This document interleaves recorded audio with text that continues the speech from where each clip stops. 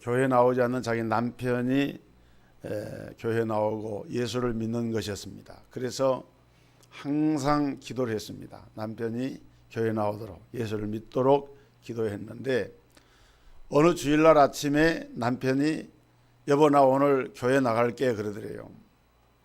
그래서 너무 기분이 좋아서 막 서둘러 가지고 이제 교회를 가는데 마음 가운데 이런 생각을 했습니다. 오늘 목사님이 모처럼 우리 남편이 교회를 가는데 어떤 설교를 하실까? 정말 우리 남편의 마음에 감동을 주는 그런 말씀이 선포되면 좋겠다, 이렇게 생각을 하고 갔습니다. 근데 가서 자리에 앉아서 주보를 보니까 창세기 5장을 본문으로 하는 설교였어요. 그런데 이 집사님은 성경을 비교적 많이 알고 읽는 분이라 창세기 5장에 대해서 알고 있었습니다. 창세기 5장에 보면은 아담의 계보가 이러하니라 그래가지고 아담 이후에 누구는 누구를 낳고 누구는 누구를 낳고 해가지고 마지막 끝절에 가서 보면은 노아가 500세 되었을 때에 셈과 함과 야벳을 낳으니라, 그렇게 끝나는 성경이 그게 창세기 5장이에요. 그러니까 이 집사님이 속으로 생각하기를 야 이거 큰일 났다. 아마 이 창세기 5장에는 사람 이름만 나오고 그리고 죽었다는 얘기밖에 안 나오는데 걱정이 된 거예요. 그래서 어쨌든 그날 예배를 드렸는데 예배를 마치고 나서 남편이 아내보고 하는 말이 여보 나 오늘부터 이제 교회 등록을 할래. 교회를 등록하겠다고. 앞으로 이제 교회 나오겠다고. 그래서 이제 돌아오는 주일날 등록을 하기로 하고 두 사람이 이제 집으로 돌아오는데 아무래도 이 집사람이 생각할 때 이상한 거예요. 그래서 여보 오늘 목사님이 특별한 설교를 한 것 같지 않았는데 무슨 설교의 그 말씀의 은혜를 받았느냐고 물어봤어요. 그랬더니 그 남편이 그러더래요. 오늘 보니까 뭐 누구는 누구를 낳고 몇 세에 죽었다 보니까 다 죽었다는 얘기들이에요. 죽었다 하는 말씀을 들으면서 너도 죽는다, 너도 곧 죽을 거다, 이런 생각이 들면서 나는 아직 죽을 준비가 안 돼 있다. 나는 아직 구세주를 만나보지 못했다 이거예요. 그래서 그것이 마음에 찔림이 오면서 나도 이제는 예수를 믿어야 되겠다, 이렇게 생각을 하게 돼서 그때부터 이제 신앙생활을 하게 됐다는 거예요. 여러분 하나님이 하시는 일은 사람이 걱정하고 염려하는 걸 초월해서 하나님께서는 어떤 방법을 통해서라도 하나님이 구원하고자 하는 사람들을 구원의 길로 이끄시는 분이 하나님이십니다. 여러분 그리스도인이라고 하는 말 우리가 많이 하는데 그리스도인이라고 하는 게 누구겠어요? 어떤 심리학자가 우리 인간이 가지는 걱정이 뭔가, 사람의 마음속에 불안한 심리, 걱정하는 심리가 있잖아요. 뭐를 불안해하고 뭐를 걱정하는가, 이걸 심리학적으로 풀어서 이렇게 연구를 해보니까 사람은 딱 두 가지밖에 없대요. 두 가지 걱정. 하나는 죽음에 대한 걱정이고요, 다른 하나는 죄에 대한 원죄의식에서 비롯되는 이 불안의 의식이 마음속에 자리하고 있다는 거예요. 사람은 아무리 좋은 기분이 좋고 유쾌하고 즐거운 일을 하면서도 이 죽음이라고 하는 우리 인간의 그 한계 상황, 그 마지막 자기가 부닥치게 되는 그 죽음이라고 하는 절대적인 인간의 운명적인 존재 앞에 불안한 의식을 가지게 된다는 거예요. 그리고 사람은 누구나를 막론하고 죄에 대한 이 고민과 갈등을 하게 되는데, 예를 들어서 자기 아이가 학교에서 성적이 떨어졌어요. 그럼 엄마가 성적이 떨어진 아이에게 공부하라고 체근을 하고 이렇게 하면서 자꾸 성적이 떨어지니까 그때 무슨 생각하는 거 하면은 내가 죄가 많아서 우리 아이가 이렇게 성적이 안 오는지도 몰라.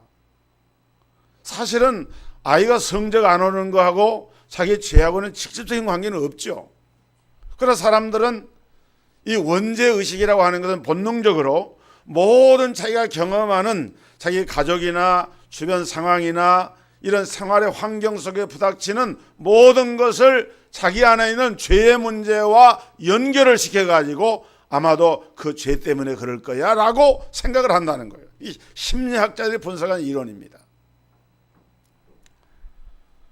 여러분, 죄의 문제와 이 죽음의 문제가 우리 인간의 근본 문제인데, 그럼 그리스도인이라고 하는 것은 누구를 말하는 것인가?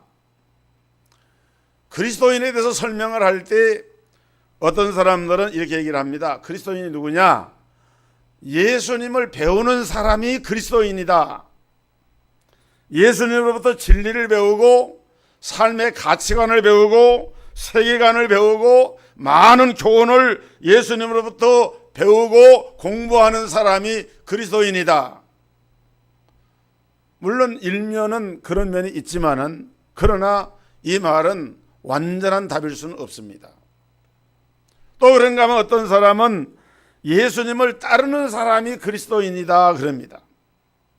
예수님을 따라가면서 복도 받고 출세도 하고 성공도 하고 무엇인가 예수님으로부터 예수님이 가진 그것들을 얻는 이러한 것을 위해서 예수를 믿는 사람, 예수를 따라가는 사람, 그 사람이 그리스도인이라는 것이죠.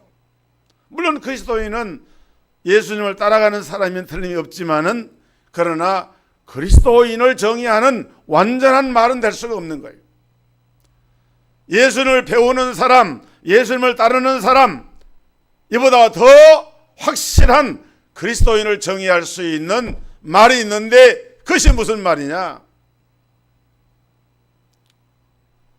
예수를 믿음으로 말미암아 중생한 사람, 거듭난 사람, 예수 그리스도를 내 마음에 확고한 믿음으로 구원의 주님으로 영접하고 내 마음의 속에서 거듭남을 경험한 사람을 가리켜서 성경은 비로소 이는 그리스도인이라고 말하게 되는 것입니다.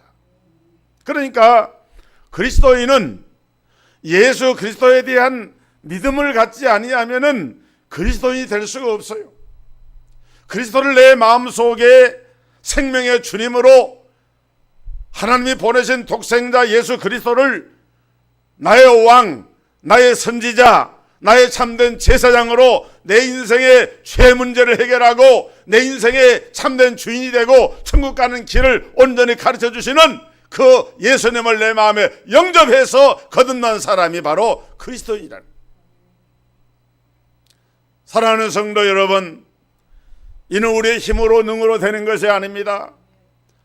하나님의 은혜로 말미암아, 물과 성령으로 말미암아 저와 여러분이 거듭나서 그리스도인이 된 줄로 믿으시기를 주의 이름으로 축복합니다. 오늘 예수 그리스도를 이렇게 믿는 사람을 가리켜서 중생한 사람이라, 이 중생한 사람을 또 다른 말로 얘기할 때 우리는 성령에 충만한 사람이다. 여러분 보세요. 예수를 우리가 믿어지는 그 믿음을 누가 우리에게 가르쳐 줍니까? 성령이 아니고서는 믿어질 수가 없는 거예요. 성령이 아니고서는 예수를 주시라 할 수가 없고, 베드로가 예수님을 향해서 주는 그리스도시요 살아계신 하나님의 아들이시니이다 라고 신앙 고백을 했을 때, 바요나 시몬아 네가 복이 있도다, 이를 내게 알게 한 이는 내 혈육이 아니요 하늘에 계신 내 아버지시니라 라고 말씀을 했습니다.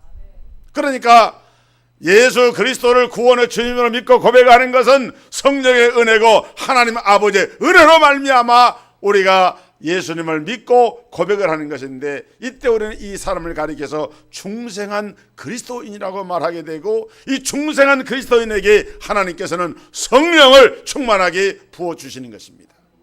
만약에 중생하지 못했다, 중생하지 못한 사람은 결코 성령의 충만한 자리에 들어갈 수가 없는 거예요. 그래서 성령을 믿을 때 그때 하나님의 말씀이 들려옵니다. 귓가에 들려오는 것이 아니라 우리의 마음 중심에 그 말씀이 살아있는 말씀으로 들려옵니다. 내 마음을 두드리면서, 내 마음속에 감동을 주면서, 내 마음속에 찔림을 주면서 예수 그리스도가 내게 주신 그 복음의 은혜가 얼마나 크고 귀한 것인가를 깨달아지는 그 마음이 우리 마음에서 일어난다 이거예요. 여러분, 바로 이 사람이 예수를 믿는 사람입니다. 그래서 유명한 러시아의 작가 톨스토이는 이런 말을 했습니다. 인생 존재의 참된 비결은 그가 살아있는 데 있는 것이 아니라 무엇을 위해 살아야 할지를 아는 데에 있다. 여러분, 사람이 숨쉬고 살아만 있다고 산 게 아니라는 거예요. 과연 내가 존재하는 삶의 이유가 무엇인지를 복음을 통해서 깨닫게 되어졌을 때 그때 비로소 그 사람이 살아있다고 하는 그 존재에 참된 의미가 있다는 거예요. 여러분, 성령님이 나와 함께 하실 때, 성령님이 내 안에 거하실 때 우리는 내 삶의 존재에 참된 의미를 내가 깨닫게 됩니다. 그렇게 될 때에 내가 그리스도를 따라가는 것이 아니라 그리스도가 내 안에 계셔서 내가 그리스도 안에 있다고 하는 것을 알게 되는 순간에 우리는 주님과 교통하고 교제하면서 임마누엘의 복을 누리는 삶을 살게 되는 거예요. 겉으로 볼 때는 표가 나는 것 아닙니다. 예수 믿는 사람, 안 믿는 사람 무슨 구분이 되는 것 아니에요. 그러나 내 안에 하나님의 주시는 성령의 믿음의 확신이 내 마음속에 주어질 때 누가 무슨 말을 하더라도 흔들릴 수 없는 그런 확신 있는 믿음을 가지고 살아가는 것, 그것이 바로 그리스도인인 것입니다. 자, 그러면 우리가 그리스도인에 대한 설명은 그쯤 말씀을 드리고, 성령 충만하다고 하는 것은 무엇을 말하는가? 성령 충만하다라고 하는 것은 첫째로 내가 하나님 앞에 서 있다는 사실을 깨닫는 거예요. 내가 하나님 앞에 서 있다. 여러분, 오늘 본문에 보면은 예수님의 제자인 베드로와 요한이 지금 산헤드린 공회 앞에 서 있습니다. 우리는 산헤드린 공회라 그러면은 얼른 감이 오지 않습니다. 근데 유대인들은 산헤드린 공회라 그러면은 입법, 사법, 행정권이 합해 있는 유대인들의 최고의 종교 의결 기구가 산헤드린 공회입니다. 여기에는 71명의 의원들로 구성이 됩니다. 그런데 이 산헤드린 공회는 어떤 일을 했습니까? 여러분, 예수님을 십자가에 못 박아 죽일 때에 산헤드린 공회가 단죄를 했어요. 이 사람은 사형에 처할 사람이다. 그렇게 단죄를 하고 실제로 집행은 로마의 빌라도 총독에 의해서 그 지시를 따라서 백부장이 집행을 했지만은 사실은 그 단초를 열었던 일을 누가 했느냐? 산헤드린 공회가 했습니다. 성경에 보면은 베드로가 예수님이 붙잡혀 가지고 이 대제사장 가야바의 법정에서 산헤드린 공회가 열려 가지고 거기에서 예수님을 신문할 때에 베드로는 감히 두려워서 거기 근처에도 가지 못하고 이렇게 대문 들어가는데 서서 서성거리고 있는데 한 비자 그 소녀 아이로부터 당신도 그 당의 한 사람이라 하는 말을 들 때에 혹시라도 자기 신분이 노출될까 봐 두려워가지고 부인하지 않습니까? 그렇게 무서운 데가 산헤드린 공회예요. 그런데 지금 베드로 요한이 그 산헤드린 공회에 호출을 받았어요. 호출을 받은 이유가 뭐냐? 오늘 이 봉독한 본문 앞장에 보면은 베드로 요한이 제9시 기도 시간에 성전에 기도하기 위해서 가다가 성전 미문에서 구걸하고 있는 이 안전병이, 이 장애인이 거기에 있는 것을 보고 그 장애인을 향해서 이 베드로가 내게 은과 금은 없지만은 내가 너에게 있는 것으로 내게 주노니 나사렛 예수의 이름으로 일어나 걸으라 명령을 합니다. 그런데 놀랍게도 이 사람이 그때 고침을 받아요. 그런데 이 일 때문에 베드로와 요한이 산헤드린 공회에 초치가 돼서 거기에서 신문을 받게 된 거예요. 왜냐하면 누구의 이름으로 일을 했느냐? 얼마 전에 자기들이 산헤드린 공회에서 사형에 해당되는 자라고 이렇게 판결을 내렸던 그 예수 이름으로 이 일을 행한 것에 대해서 이들은 문제를 삼은 거예요. 그래서 너희가 뭐 기도를 하든지 안수기도 하든지 해도 좋은데 다만 부탁을 하는데, 명령을 하는데 예수 이름으로는 이 일을 하지 말아라 이렇게 얘기한 거예요. 그러니까 산헤드린 공회, 왜 그렇게 얘기했어요? 정치적인 이유죠. 왜냐하면 자기들이 십자가에 못 박아 죽인 예수를 주와 그리스도가 되게 하셔서 다시 살려서 이 엄청난 일들이 일어나는 것을 통해서 민중의 소요가 일어나고 민중 봉기가 일어나고 자기들의 권익이 침해를 당할까 두려워서 이들은 쉬쉬하면서 어쨌든 예수의 이름을 그 민중의 의식의 머릿속에서 전부 다 지워버리려고 싶은데, 이거를 이 베드로와 요한 이 사람이 나서가지고 예수 이름을 들먹이니까 불쾌하고 자기들의 신분에 대한 두려움이 생긴 거예요. 그래서 예수 이름으로 말하지 말아라. 그런데 베드로와 요한은 그 말을 들을 때 뭐라 그랬습니까? 우리가 너희 앞에서 하나님 말씀을 듣는 것이 옳은가, 사람의 말을 듣는 것이 옳은가, 너희가 판단하라. 우리는 보고 들은 것을 말하지 아니할 수가 없다. 여러분, 얼마 전에 그 산헤드린 공회에서 예수님 붙잡혀 갈 때에 그렇게 벌벌 떨면서 두려워하던 그 베드로가 불과 얼마 전이었어요. 그랬던 베드로가 지금은 오히려 그 산헤드린 공회 앞에서 조금도 두려울 것이 없는 그런 태도를 가지고 이렇게 말을 하고 있는 거예요. 무엇이 이런 역사를 일어났습니까?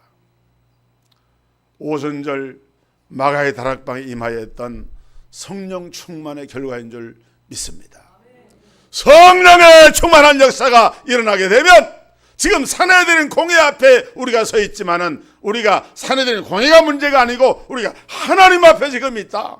하나님이 앞에 있다고 하는 말은 하나님 우리와 함께하고 계신다. 이걸 확신했다 그 말이에요. 종교개혁자 말틴 루터가 종교개혁을 할 때 브룸스 의회 앞에서 재판을 받게 됩니다.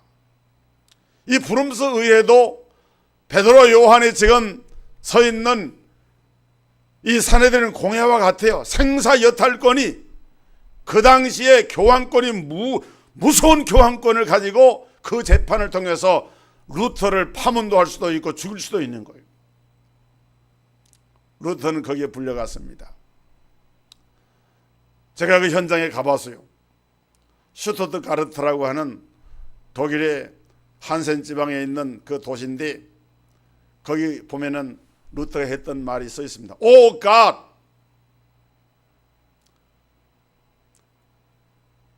I here stand. 나는 지금 여기에 서 있습니다. 하나님 앞에서 나는 지금 여기에 서 있습니다 라고 하면서 그때 루터는 브룸스 의회의 수많은 그 사람들 앞에 그 자기를 생사여탈권을 가지고 있는 사람들 앞에 서 있었지만은 이 루터는 조금도 두려워하지 아니하고 하나님께 모든 것을 맡기고 그 자리에 서 있던 거예요. 여러분, 우리 성도들에게 성령 충만한 하나님의 은혜가 임하여서 죽음 앞에서도 어떤 위협 앞에서도 두려워하지 않는 이런 믿음의 고백이 있기를 주의 이름으로 축복합니다. 사도행전에 보면은 전도자 스데반이 전도할 때에 막 돌로, 그때도 공회 앞에서 그랬잖아요.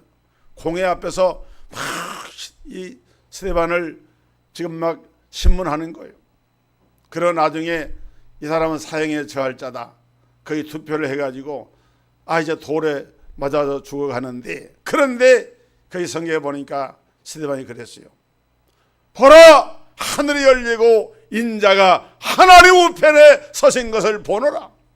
조금도 두려워하지 않고 스데반은 오히려 하나님 앞에 돌에 맞아 죽어가면서도 나는 지금 하나님 앞에 서 있습니다. 그런 믿음의 고백을 하면서 영광스러운 죽음을 맞이했어요. 여러분, 이것이 바로 성령 충만한 하나님의 사람들의 모습인 것입니다. 두 번째로 성령 충만하면은 은사적인 체험이 나타납니다. 독일의 신학자인 몰트만이라고 하는 신학자는 생명의 셈이라고 하는 책에서 이런 말을 했어요. 생명의 영에 사로잡히게 되면 개인의 모든 삶은 카리스마적인 체험이 된다. 생명의 영이 누굽니까? 성령이죠. 생명의 영에 사로잡히게 되면은 개인의 모든 삶은 카리스마적인 체험이 된다. 여러분, 카리스마타, 카리스라고 하는 말은 선물, 카리스, 은혜, 그런 뜻이 있고요. 카리스마타 그러면은 이거는 은사라는 뜻을 가지고 있어요. 우리가 어떤 우리말에도 우리가 쓰는 말 가운데 그 사람 카리스마가 있어. 그게 여기서 나온 말이에요. 카리스마라고 하는 말이 헬라어입니다. 영어가 아니고 원래.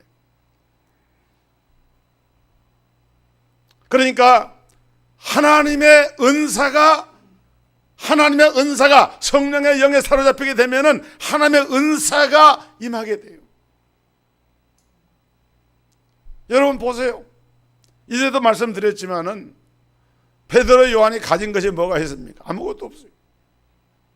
그래서 구걸하는 그 베데스다 그 성전 미문에 앉아서 구걸하고 있는 이 거지에게 내게 은과 금은, 왜냐하면 그 사람이 구하는 것은 그런 재물을 구하는 거예요. 그런데 그거 없다 이거예요. 내게 은과 금은 없지만은 그러나 내게 있는 것으로 내게 준다 그랬어요. 내게 있는 것이 무엇인가? 예수 그리스도의 이름인 줄로 믿습니다. 여러분, 우리 성도들에게는, 우리 예수 믿는 중생한 성도들에게는 무슨 이름이 주어졌느냐? 바로 예수 그리스도의 이름이 우리에게 주어져 있는 거예요.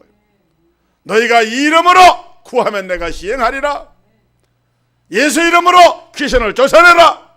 예수 이름으로 질병을 물리쳐라. 하나님께서 예수 이름의 권세에다가 이것을 부여하셔서 이 이름을 누가 사용하든지 믿음을 가지고 사용하면은 그 카리스마타, 이 은사가 나타나게 된다 그 말입니다. 그걸 베드로는 믿은 거예요. 생각해 보면은 예전의 베드로의 모습과 지금의 베드로의 모습은 전혀 달라진 거예요. 왜냐하면은 오순절 성령 충만함을 체험하고 보니까 베드로의 마음속에 그런 믿음이 생긴 거예요. 믿는 자에게는 이런 표적이 따르리니 저희가 내 이름으로 귀신을 쫓아내며 무슨 독을 마실지라도 해를 받지 아니하며 병든 자에게 손을 쥐어 고침을 받으며 귀신을 명한 자 쫓겨나리라 하는 그 말씀이 그대로 살아있는 말씀으로 은사로 나타나는 것을 믿었다 그 말이에요. 그래서 베드로는 담대하게 그 안전뱅이를 향해서 예수 이름으로 명령을 한 거예요. 일어나라! 명령하니까 그 사람이 일어나게 된 거예요. 여러분, 우리 성도들이 이 세상에 살다 보면은 정말, 물론 우리가 하나님의 자연 은총 가운데 있는 그런 의료의 혜택이나 의사나 또는 약이나 이런 걸 통해서 우리 몸에 치유를 받고 하는 것도 하나님의 은혜죠. 그러나 또 다른 한편은 우리 예수 믿는 성도들은 병원 가서 약을 먹기 전에, 병원 가서 의사 진단을 받기 전에 먼저 우리는 하나님 앞에서 이 카리스마타, 하나님의 성령의 은혜로 말미암아 와지는 이런 은혜가 우리에게 주어진 것을 믿고 믿음으로 기도해야 됩니다. 하나님의 약속을 믿고 믿음으로 기도하면 그 가운데서 하나님께서 일을 하시고 역사를 하시는 거예요. 그것이 성령 충만한 성도의 모습이고 그것이 바로 믿음을 가진 성도의 모습입니다. 반드시 예수를 믿으면은 이런 카리스마적인 이런 삶의 체험이 우리 삶에 일어나게 된다라고 하는 것을 여러분, 왜 우리 주 예수 그리스도는 어제나 오늘나 영원토록 변하지 동일하신 분이고, 그분은 회전하는 그림자도 없으신 분이고, 그분은 살아서 지금도 역사하시는 분인데, 여러분 2000년 전에 역사했던 그 예수님이 지금도 성령으로 우리 가운데 와 계시는데 그런 능력이 나타나지 못할 이유가 어디가 있냐 그 말이에요. 믿음을 가지고 기도하시기를 바랍니다. 물론 우리가 자기 몸을 건강 문제나 이런 것을 위해서 운동도 하고 영양도 주의를 하고 노력도 많이 해야 되지만은, 그런 인간적인 노력을 폐기처럼 말해 그런 노력을 해야 되지만은, 가장 근본적인 것은 하나님이 여러분 섭리자 뜻이 계시면 죽을 병에서도 살려주시고요, 어떤 난치의 병이라도 하나님의 뜻이 계시면은 그 가운데서 하나님의 사역을 감당하는 거예요. 바울 사도 같은 경우는 보세요. 그 몸에 지병이 있었잖아요. 그래서 3번 간구를 했지만은 하나님께서 음성을 들려주시는데 내 은혜가 내게 족하다 말씀하셔. 내가 3번 간구했으나 그 말씀을 듣고 하나님께서 섭리 가운데 허락하신 것이로구나, 나를 약한 데서도 더 강하게 하시려고 하나님이 이렇게 연단하셨구나 깨닫고 보니까 병 있는 것도 자기를 자고하지 않게 하시려고 하는 섭리인 걸 깨닫고 감사를 했다 그랬어요. 중요한 것은 몸이 건강하든지 약하든지 질병이 있든지 성령 충만한 성도들은 자기의 외적 환경에 상관이 없이 우리는 언제나 어디서나 바로 이 하나님의 은사를, 하나님께서 지금도 일하고 계신 것을 믿는 이 은사적인 이런 그리스도인의 삶을 살아가는 것, 그것이 바로 성령 충만한 성도의 삶인 줄 믿습니다. 그런 은혜를 우리가 받아야 돼요. 그 다음에 여기 성령 충만한 사람은 변화해서 새 사람이 됩니다. 바울을 보세요. 바울은 원래 예수 믿는 사람들을 핍박하는 사람이었습니다. 그런데 바울이 부활의 현실을 만나게 되잖아요. 그래서 나중에 바울이 그런 중생의 체험을 하고 난 다음에 성령 충만함 받고 난 다음에 오라 나는 곤고한 죄인이라, 내가 죄인 중에 괴순이라, 이렇게 고백을 했습니다. 그러면서도 바울은 언제나 당당했어요. 왜? 나 같은 죄인을 하나님이 살리셔서 이방인의 복음을 전하는 도구로 나를 들어 쓰시는 그 주님을 생각할 때 그 은혜가 너무 감사한, 그래서 나의 모든 것은 다 하나님의 은혜로 된 것이다 고백을 했어요. 여러분 바울만 그러겠습니까? 저나 여러분이나 마찬가지예요. 오늘날까지 우리가 숨쉬고 생활하고 살고 있는 것은 다 하나님의 은혜인 줄로 믿습니다. 베드로도 그랬습니다. 이 베드로가 사실 어떻게 보면은 아까 말씀한 것처럼 얼마나 겁쟁이였어요. 어린 비자 앞에서도 자기 신분을 속여 거짓말하고, 심지어는 예수를 모른다고 부인하고, 복음서에 보면은 저주하며 부인했다 그랬어요. 얼마나 그때 자기가 신분이 탄로나면은 위험에 처하는 그런 아주 어려운 지경에 처했는지 베드로가 말하자면 오버 액션을 한 거예요. 그 어떤 베드로. 근데 지금 지구문에 찾아야 될 그런 베드로가, 야, 우리가 보고 들은 것을 그대로 말하지 아니할 수 없다. 너희들이 우리를 감옥에 쳐넣었든지 아니면 우리 생명을 줄을 끊든지 어떤 흉악한 이런 결박 가운데 처한다 할지라도 우리는 우리가 증거하는 걸 포기하지 않는다. 여러분 이것이 뭡니까? 한마디로 말하면 베드로가 새 사람이 된 거예요. 바울이 새 사람이 된 거예요. 누구든지 그리스도 안에 있으면 새로운 피조물이라, 이전 것은 지나갔으니 보라 새 것이 되었도다.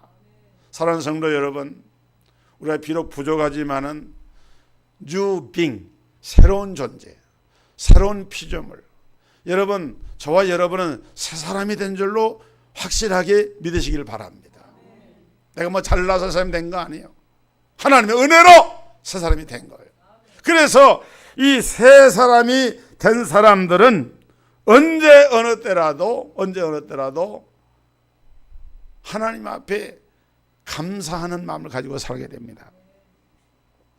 여러분, 우리가 부르는 찬송가 가운데 다 함께 감사드리세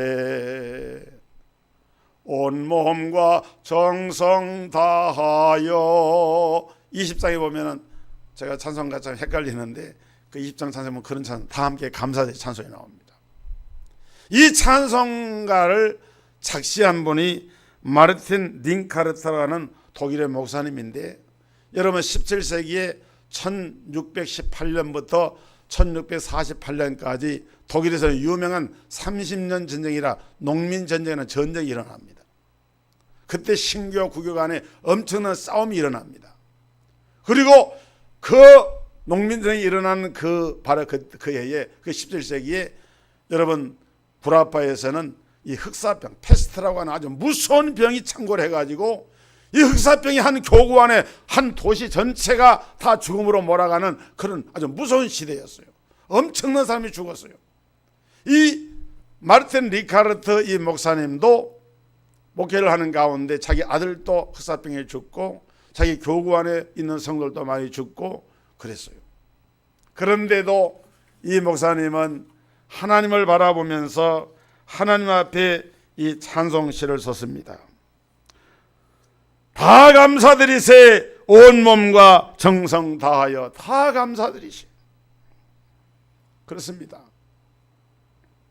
정말 성령에 충만한 은혜를 입고 사는 성도들은 하나님의 은혜를 감사하면서 살 수밖에 없어요. 오늘 제가 독일 얘기를 많이 합니다마는 독일의 본 헤퍼 신학자이기도 하고, 이 목사님은 기독교인과 비기독교인을 간단하게 구별하는 방법이 있다. 그게 뭐냐? 기독교인은 범사에 감사하는 사람이 기독교인이다. 원망과 불평하는 것은 세상 사람이고 오로지 감사하는 것이야말로 그리스도인의 표적이다 그랬어요. 여러분, 우리 예수 믿는 사람들은 적어도 두 가지 걱정을 해서는 안 되는데, 하나는 죽을까 걱정하는 것이고 또 하나는 벌 받을까 걱정하는 거예요.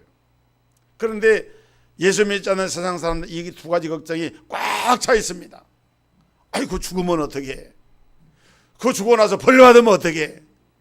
그런데 예수 믿는 우리 성도들에게는 죽음이 와도 두렵지 않은 것이 요한계시록 13장 14절에 보니까 자금 이후로 성도들이 주 안에 죽는 성도들은 복이 있다 그랬어요. 여러분, 예수 믿고 죽는 것도 복인 줄 믿으시기를 바랍니다. 복이에요. 그래서 우리는 항상 죽음 준비를 하는 거예요. 언제 어느 때 주님이 우리를 부르신다 할지라도 아멘 주여 오시옵소서. 그리고 주님 앞에 서도록 준비하는 겁니다. 그 다음에 우리 예수 믿는 사람들은 벌 받을 것을 염려할 필요가 없어요. 왜냐하면 내가 진실로 너에게 이르노니 또 내 말을 듣고 나 보내신 이를 믿는 자는 영생을 얻었고 심판에 이르지 아니하나니 사망에서 생명으로 옮겼느니라라고 주님이 요한복음 5장 24절에서 선언을 하고 계세요. 심판에 이르지 아니한다. 왜 우리가 심판을 받지 않습니까? 독생자 예수 그리스도가 우리 예수를 믿을 때 이미 내가 받을 심판을 다 받으신 거예요. 심판받을 이유가 없어요. 심판을 받아야 벌을 받는데, 하나님께 나아가는 자는 반드시 그가 계신 것과 또한 그가 자기를 찾는 자들에게 상 주시는 이심을 믿어야 할지니라. 우리는 뭘 걱정이란 말이 좀 이상하지만은 이제 설교의 연관성을 위해서 우리가 걱정할 것이 있다면 뭘 걱정해야 되냐? 무슨 상 받을까 걱정을 해야 돼. 큰 상 받을까 작은 상 받을까. 기왕이면은 주님 앞에 가서 서게 될 때에 하나님이 정말 우리에게 큰 상을 주시는 그러한 하나님 앞에 설 수 있는 성도가 되기를 위해서 그걸 기도하는 거예요.